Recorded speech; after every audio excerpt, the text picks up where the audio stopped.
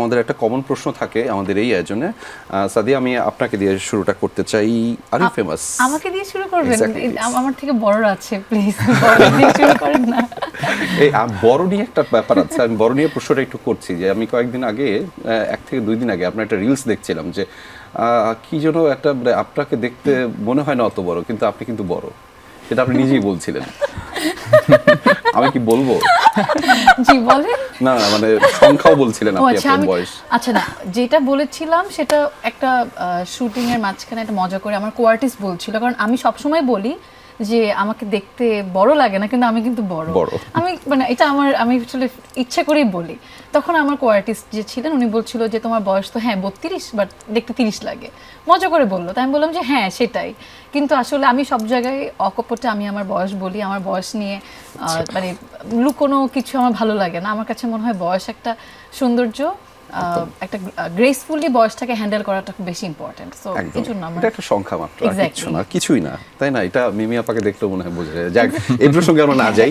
মিমি আপা, আমি এটা তো আমি সবসময় বলি, আমি তো না হয় এই জেনারেশনের, কিন্তু মিমি আপার অনেক পুরনো একটা মেবি মেরিল পুরস্কারের স্টেজে না ইত্যাদি পুরস্কার, হ্যাঁ ইত্যাদির একটা আয়োজনে আমি দেখেছিলাম যে মিমি আপা এরকম মাইকে বলছে আমাকে দেখতে কিন্তু ছোট লাগলো, আমি কিন্তু ছোট না, আমার বয়স কিন্তু অনেক বড়।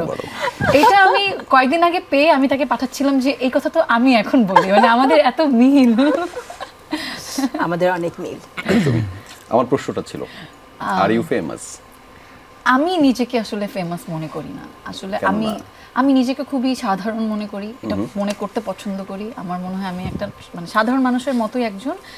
আমার কাজ দেখে যদি আমাকে সাধারণ দর্শকেরা তাদের মতো করে মানে আমাকে একটা জায়গা ভাবতে পছন্দ করে, সেটা আমার জন্য ভালোই লাগে। আমার এটাকে আমি ভালোবাসা মনে করি, কিন্তু আমি নিজেকে এরকম ফেমাস মনে করি না, এটাই। একটা ছোট্ট ক্লারিফিকেশন দিয়ে রাখি, আমরা যখন এই আয়োজনটা শুরু করছিলাম তখন বলছিলাম যে আমরা বিশ্বাস করতে চাই এই পৃথিবীর প্রত্যেকটা মানুষ আসলে অসাধারণ, এবং আমরা হয়তো সবাই একটা সময় চলে যাব, শুধু কাজটাই থেকে যাবে। এই কাজটাই হচ্ছে ফেমাস। ফেমাস হচ্ছে আমাদের জন্য একটা রূপক শব্দ। তো বারংবার আমরা মানুষকে প্রশ্ন করি আপনি কাজটা ঠিকভাবে করছেন, আপনার কাজটাই কিন্তু থেকে যাবে। Irfan, are you famous?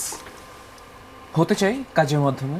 Okay, Josh, এই স্পিরিটটাই দরকার, এই কনফিডেন্সটাই দরকার, এবং এই জন্যই আমরা প্রশ্ন করি আর ইউ ফেমাস? আতিক ভাই? জি, আমি তো একদমই না। ফেমাস বানান? আমি একদমই না।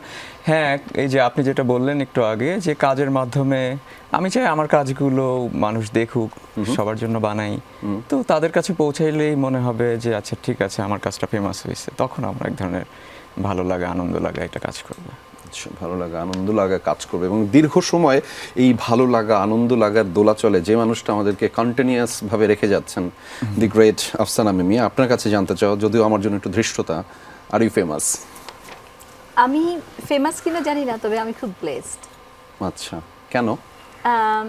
কারণ মানে এত মানুষের ভালোবাসা পাওয়া, এটার জন্য অনেক ভাগ্য লাগে।